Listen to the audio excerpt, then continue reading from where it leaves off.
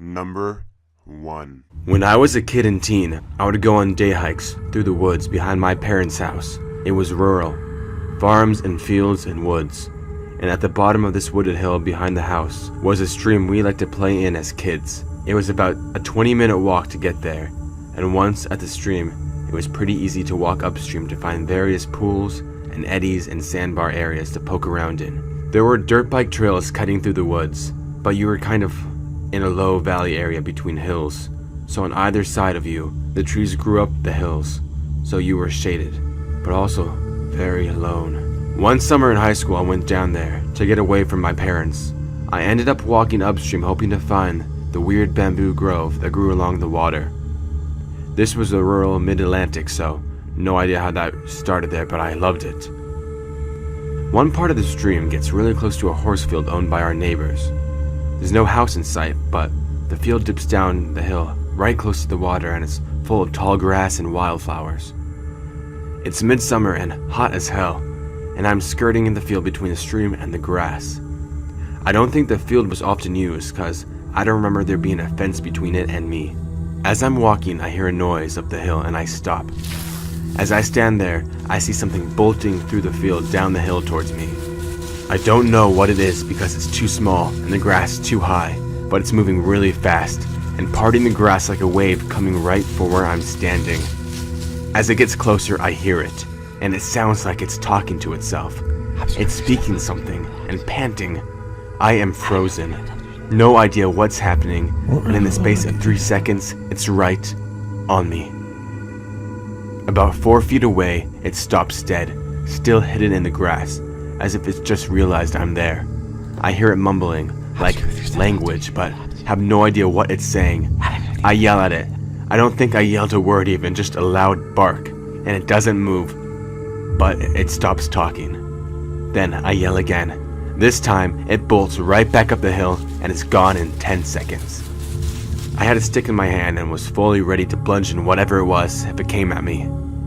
It was the strangest thing that's ever happened to me in those woods, and I recall being pretty shaken up, realizing I was alone even without a cell phone. I had a habit of dropping them in the water and didn't take them down there anymore. But I also remember that I didn't go home. I just kept on walking upstream away from the field. There are explanations, dogs or foxes, but I knew most of the neighbors' dogs, big golden retrievers or basset hounds, and they were friendly and dumb. And I've never heard a fox make that sound. I've heard them yelp, but this thing was talking to itself. Number 2. To set the scene, we were on a Boy Scout camping shooting trip. There were about 20 to 30 of us. We were in a little cabin thing with windows on the front and back, and a front and back door. There were wooden tables all around the area. The adult cabin, the cabin with a bathroom, was about 1/8 of a mile down a gravel road in the dark. There was obviously a buddy system because it's Boy Scouts. So, it's around midnight, and everyone had been telling scary stories like normal camping trips.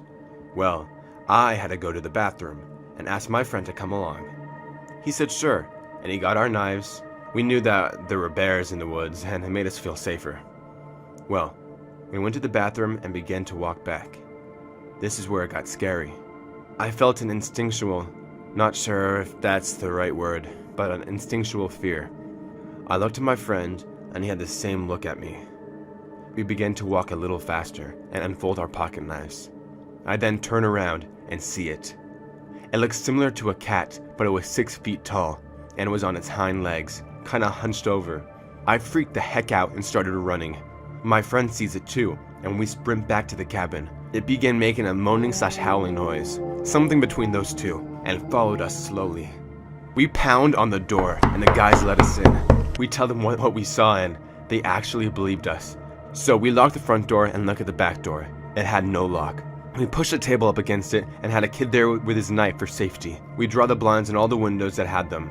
One of them didn't. And we sat there with all the lights on. Then we see the eyes outside of the window without blinds. We were all shitting ourselves, and the thing slowly walked to the back door. We heard it bumping up against it, maybe trying to open it, we think, and then left. But we still thought we were going to die. No one slept. When the adults came to wake us up, we told them, and they laughed and said we were making it up. We know it happened, even if they don't believe us. Number 3. When I was younger, about 10 years ago, I got into bird watching.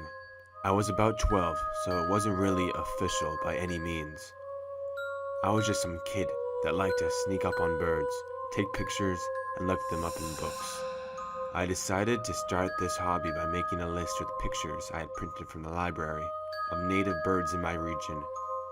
Every weekend, I'd wander around the neighborhood, which was suburbs smashed haltingly against large plots of land covered in brush, in search of new birds. With a few ponds and a large creek in the area, I found quite a few within my first few weeks. However, there's one bird I had set as my sort of white whale due to its rarity in the area, the black vulture. We have tons of turkey vultures in my area. They are most common, but much fewer black vultures.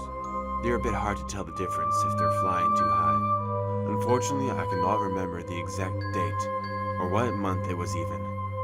I believe sometime in the fall, however. But one weekend, I decided to spend the next 2 days searching high and low for the black vulture. I went climbing over the small wire fencing around a nearby brushy area. As per usual, keep out signs be damned, and searched. Usually, you have the best luck finding scavenger birds on roadkill, beside the road.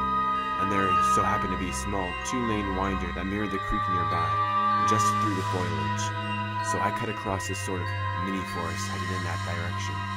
As much as it made me sad to see a dead deer or possum, it was common sight on this road, as both sides are open with trees and undergrowth almost choking it.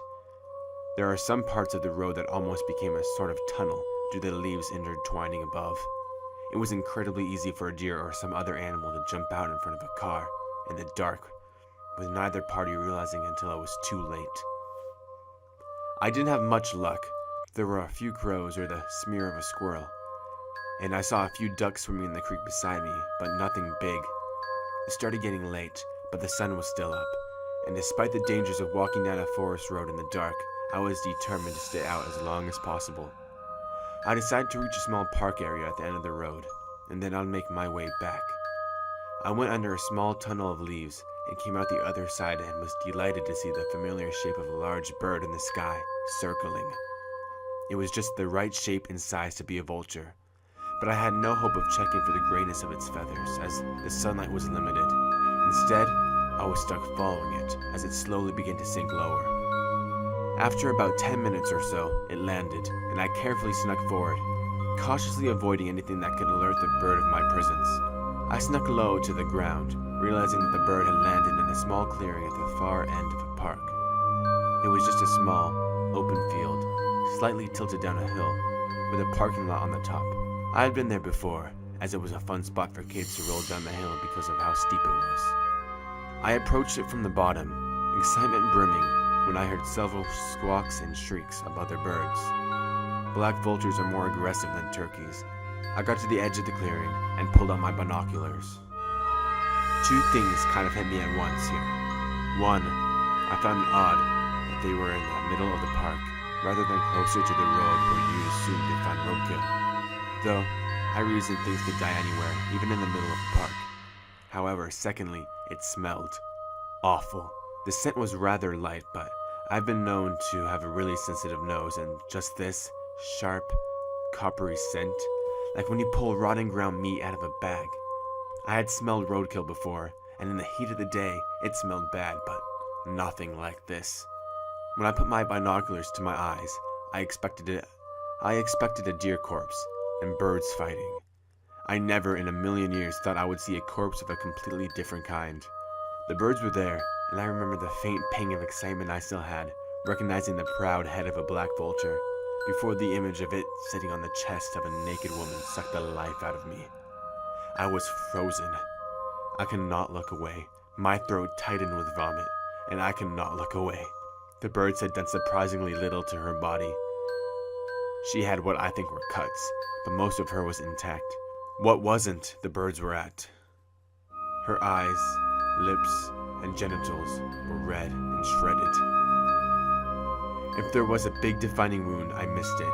between the gathering of birds and the fading light, but what I did see, I can never forget. I haven't forgotten. I could pull up the image so clearly now, even after all this time. She was pale, almost blue in places, with blonde, crinkled hair.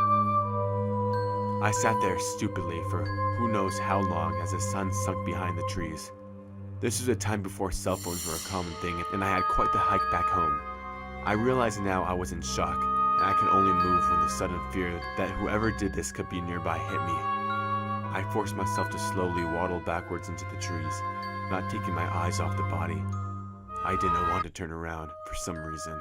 I was so scared someone would be behind me. I thought if I just backed up forever, maybe nothing would happen.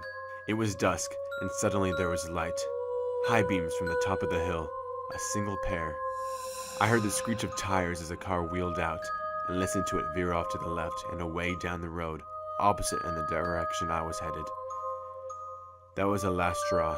I ran the entire way back, the second I could no longer hear it. I crashed through at least a mile of brush, and while I was smart enough to have had boots and thick jeans on, my arms were bare and bleeding by the time I stopped. I paused midway through the brush by my house, realizing that embarrassingly, I had pissed myself in the fear at some point, before nearly crawling my way through people's yards to get home, avoiding all passing cars. The horror didn't completely end there, as I was home alone until past midnight, as my mom worked late at a diner nearby. It's stupid, and I regret it to this day, but no, I did not call the police instantly, nor my mom. I was stupidly afraid that if I did, my mom would get mad at me. I would never be allowed to go outside again, or worse, that they wouldn't believe me for some reason. I locked all the doors, double-checked, took a quick shower and locked myself in my room. I had fallen asleep, somehow, by the time my mom came home. I confronted her in the morning at least, but by the time we made the call, the body had already been found. They took my statement, we never got any calls back, and I stopped bird watching. I tried my best to find an article or news somewhere about this, but I failed in finding anything. It probably doesn't help that I can't remember the exact date. I have a lot of missing time from ages 12 to 14 for some reason, which I can't even begin to explain. There are very few things I remember so well, this being a big one. I have never shared this story with anyone outside my own family, but I thought it might fit here, and I apologize if not. It was so therapeutic, I think, writing this out after so long. I'm going to keep trying to find something to verify this, and I'll update ASAP if I can.